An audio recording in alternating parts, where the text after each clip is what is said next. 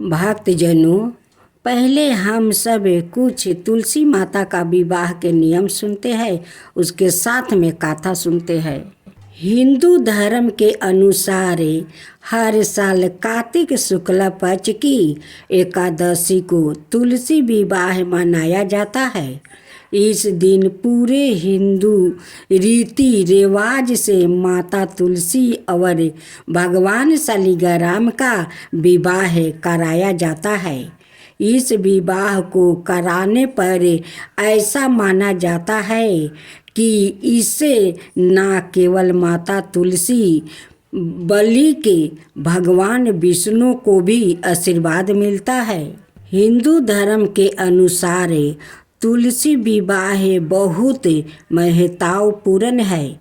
इस दिन भगवान विष्णु अपनी 4 महीने की निद्रा से जागते हैं, जिसके बाद भगवान विष्णु के शालिग्राम रूप से माता तुलसी का पूरे विधि विधान से विवाह कराया जाता है।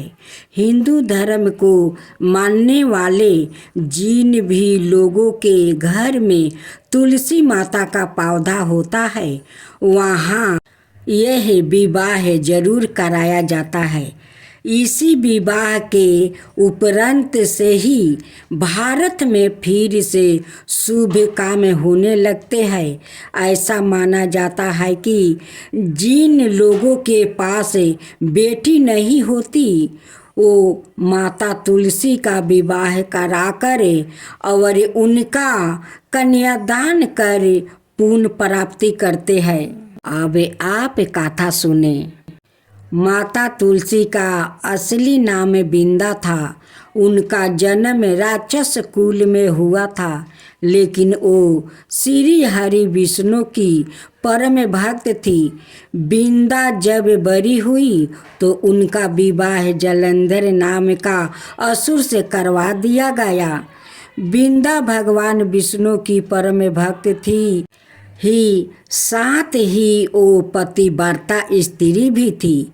उनकी भक्ति और पूजा के कारण उनका पति जलंधर अजय होता गया और इसके चलते उसे अपनी शक्तियों पर अभिमान हो गया और उसने स्वर्ग पर आक्रमण कर देवी कन्याओं को अपने अधिकार में ले लिया। इससे क्रोधित होकर सभी देव भगवान श्री हरि विष्णु की शरण में गए और जलंधर के आतंक का अंत करने की प्रार्थना की। परंतु जलंधर का अंत करने के लिए सबसे पहले उसकी पत्नी बिंदा का सतीव्रता भंग करना अनिवार्य था। भगवान विष्णु ने अपनी माया से जलंधर का रूप धारण कर बिंदा के पतिव्रता धर्म को नष्ट कर दिया और इसके परिणाम स्वरूप जलंधर की शक्ति छीन हो गई और वो युद्ध में मारा गया।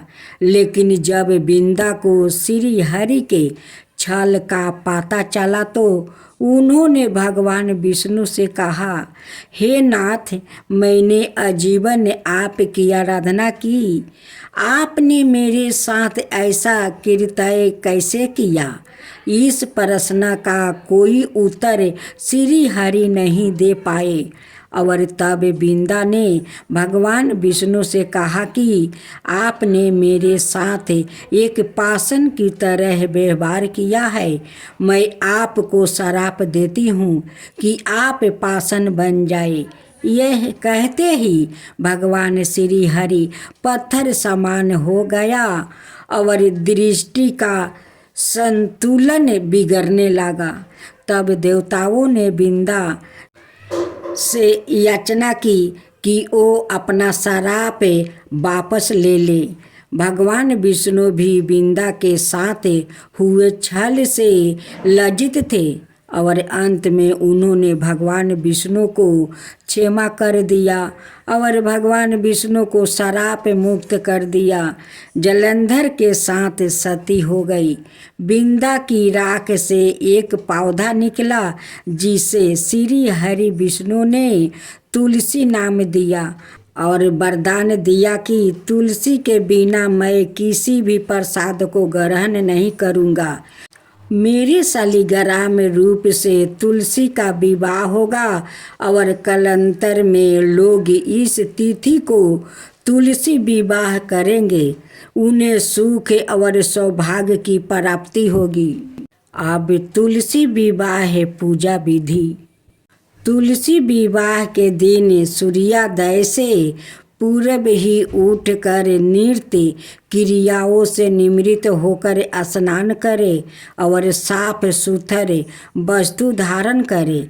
इसके बाद तुलसी जी को लाल रंग की चुनरी चढ़ाए और उन्हें श्रृंगार की सभी वस्तुओं अर्पित करे। यह सब करने के बाद शालिग्राम जी को तुलसी के पौधे में स्थापित करें। इसके बाद पंडित जी के द्वारा तुलसी और शालिग्राम का पूरे रीति रिवाज से विवाह करवाया जाता है। विवाह के समय पुरुष को शालिग्राम और स्त्री को तुलसी जी को हाथ में लेकर 7 फेरे कराने चाहिए और विवाह संपन्न होने के बाद तुलसी जी की आरती भी करनी चाहिए।